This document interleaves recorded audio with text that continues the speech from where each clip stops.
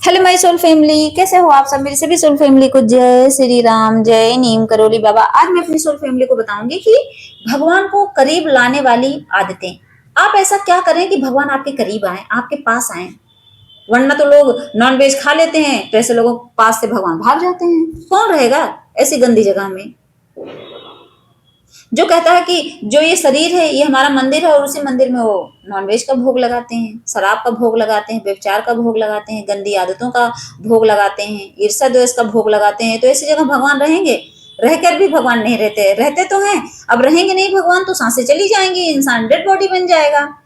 भगवान तो सबके अंदर हैं, इस चीज को मैं डिनाई नहीं करती, ये तो हकीकत है। लेकिन भगवान जब सबके अंदर हैं, लेकिन किसके अंदर एकदम साक्षात दिखने लगते हैं? जो प्योर इंसान है। जो प्योर नहीं है उसके अंदर रहेंगे, लेकिन भगवान भी अपना एक होता नहीं, अपनी एक प्रोटेक्शन बना के रख लेते हैं। भगवान भी अपनी बाउंड्री बना के रख लेते हैं। भगवान कहते हैं मेरी इतनी बाउंड्री है और उसमें तुम चाहे जो चढ़ाओ दूर दूर रहता है। भगवान उसमें एक लेयर बना के बैठ गए हैं। अब उस लेयर को उतारने के लिए क्या लेयर क्या है? ये जो आप नॉन वेज खाते हो लेयर चढ़ जाती है, भगवान अंदर से प्रोटेक्शन कर लेते हैं। भगवान कहते हैं चढ़ाते रहो जितना भी मर्जी, मैं तुमसे बात ही नहीं करूंगा।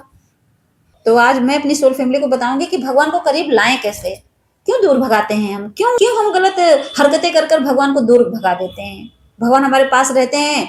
सच में कहते हैं कि जब बच्चा पैदा होता है, जब भगवान साथ रहते हैं, भगवान उस बच्चे को दिखाई देते हैं तो मुस्कुराता है, और जब भगवान दूर चले जाते हैं तो रोने लगता है। तो सोचो, जब उस बच्चे को भगवान फील होते हैं, वो मुस्कुराता है।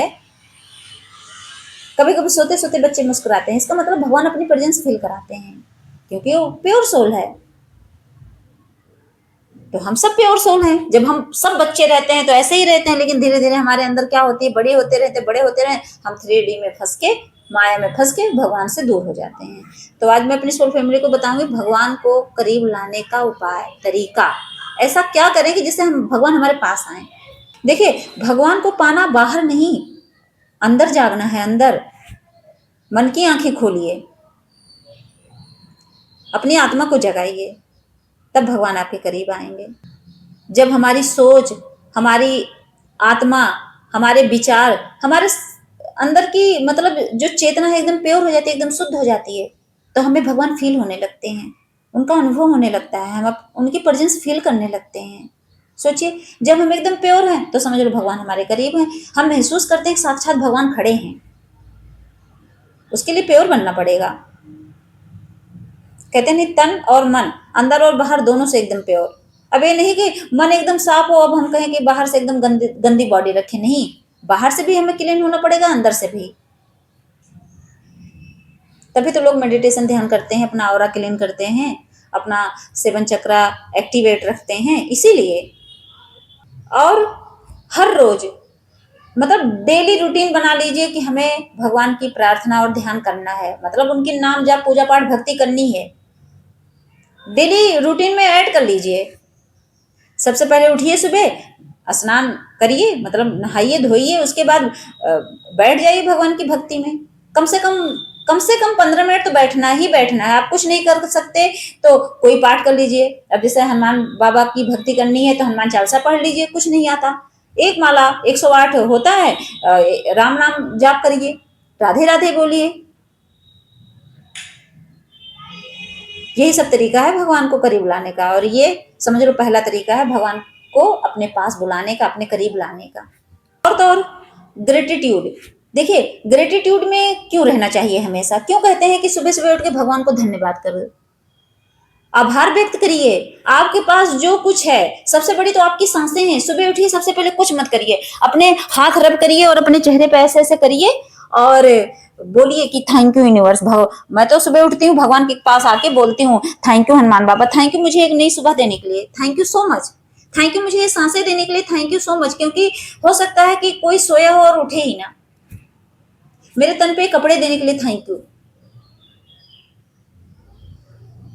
हमेशा आभार व्यक्त करिए यूनिवर्स को, ब्रह्मांड को। इससे भगवान आपके करीब आएंगे। सत्य और ईमानदारी सीखिए, सच बोलिए, हर वक्त सच के पीछे भागिए, उसी के पीछे पागल हो जाइए। झूठ का बिल्कुल साथ मत दीजिए। कोई भी हो, यहाँ लोग अपनों के लिए क्या करते हैं, झूठ बोल देते हैं। नहीं बोलना है। हमेशा सच बोलिए, ईमानदार बनिए, कभी किसी को ठगने के लिए मत सोचिए। ईमानदारी का मतलब क्या है? लोग यहाँ एक एक रुपए दूसरे से ठगते रहते हैं, नहीं ठगना चाहिए। जब ये गुण अपने अंदर लाओगे तो भगवान समझ जाएंगे आप प्योर हो। यही तो प्योरिटी है, यही चीजें हमें प्योर बनाती हैं। अगर हम झूठ बोलना छोड़ दें ना, सच में अपने आप हमारी आत्मा शुद्ध हो जाती है, बिना कुछ किए ही हम अवेकन हो जाते हैं, और इससे भगवान हमारे करीब आते हैं।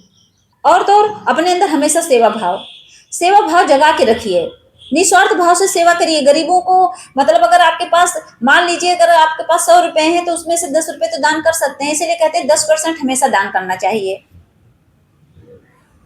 एक रूल है 10% का, और सच में करना चाहिए। 100 रुपए है, 10 रुपए दे दो, 90 रुपए तो आपके पास है ना। कोई बेजुबान है, हमारे डॉगी, गौ माता, ये लोग हैं, इनको खिलाइए एकदम निस्वार्थ भाव से। मतलब आप किसी को कुछ दो तो इतना निस्वार्थ भाव से कुछ से लेने की उम्मीद मत लगाओ, उम्मीदें एकदम त्याग दो। जब ऐसे सेवा भाव करोगे तो समझ लो भगवान आपके करीब आएंगे, आप भगवान को बुला लोगे अपने पास, भगवान खुद आपसे प्यार करने लगेंगे। भगवान कहेंगे ये तो मेरा बच्चा देखो कितना अच्छा बन गया है। और तो और क्षमा करना सीखें, अगर कोई आपको हर्ट भी कर रहा है उसको माफ करना सीखें, माफ कर दें भगवान के लिए, अपने लिए।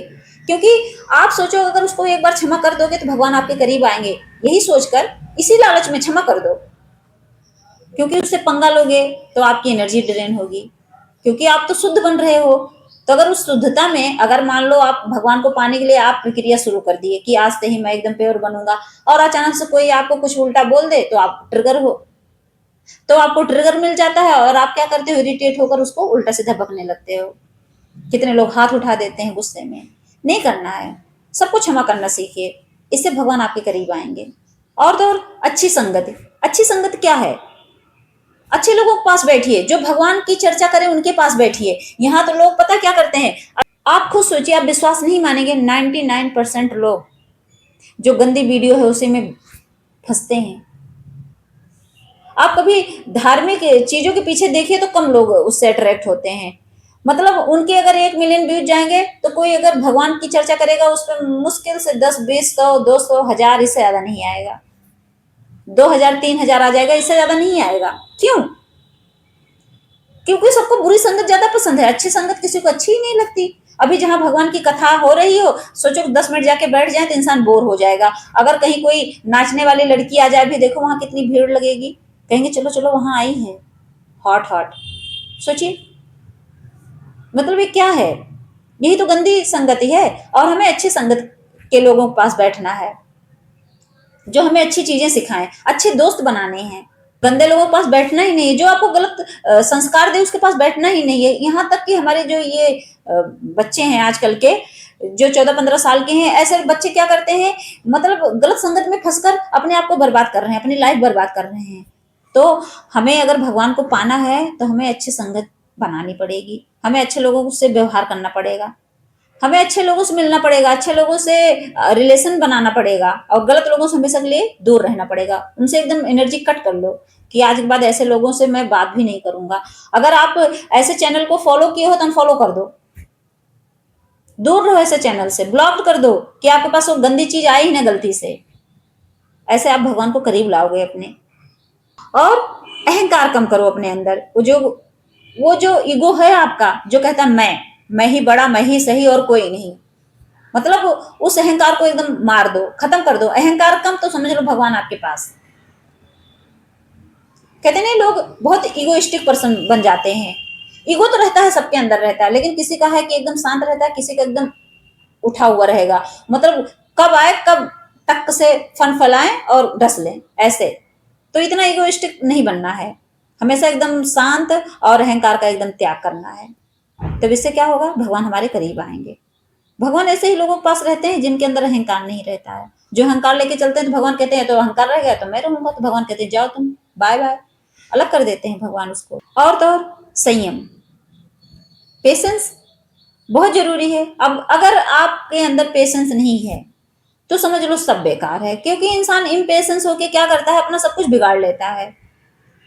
और भगवान तो धैर्य सिखाते हैं, ईश्वर को पाने के लिए तो सबसे पहले तो धैर्य, पेशेंस।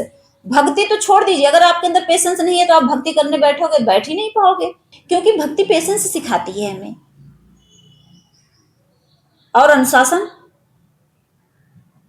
डिसिप्लिन, इसमें रहना क्यों जरूरी होता है? क्योंकि इंसान अगर अनुशासित नहीं है तो वो तो जब मर्जी तब उठ रहा है, जब मर्जी तब सो रहा है, कोई नियम कानून तो उनका है ही नहीं। अनुशासन में भी रहना है, आपको ये भी समझना है कि किसके साथ हमें दोस्ती करनी है, किसके साथ नहीं करनी है, सुबह कब जल्दी उठना है और रात में कितनी जल्दी सोना है, सब चीज एकदम मतलब अनुशासन ही तो है ये। जो अनुशासन में रहते हैं उनके लिए क्या है, वो सुबह उठ जाते हैं, उनको 4 बजे उठना है, उठे, अपना पूजा पाठ के अपनी ड्यूटी गए, शाम को आए, रात में जल्दी सोना है, फोन नहीं चलाना है, ये सब अनुशासन है।